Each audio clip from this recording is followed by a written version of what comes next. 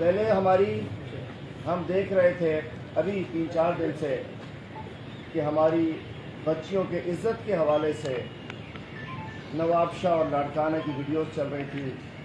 ایک بیٹی پروین رین تفصیلات بیان کر رہی تھی.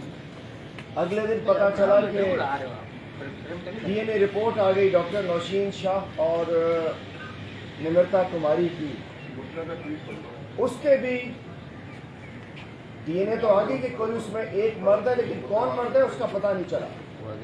اور جو ڈاکٹر پروین رین نے نواب شاہ میں کہا تھا کہ ہم خودکشی نہیں کرتے، ہمیں مار کے ٹانگا جاتا ہے، اس کا ثبوت مل گیا. اور اس کے بعد پچھلے اجلاس میں جب ہم سب نے تحریک انصاف کے ممبرز نے جب ہم نے سندھ اسمبلی میں ایک قرارداد لانی چاہی اپنی سندھ کی بیٹیوں کی اس ایشو کے اوپر، جس میں وہ 2 بچیاں بھی شامل ہیں نوکوٹ میں جن کے ساتھ زیادتی کی گئی، پوری رات انہیں ننگے پیر برہنہ کر کے گھمایا گیا، ہمیں وہ قرارداد نہیں لانے دی گئی.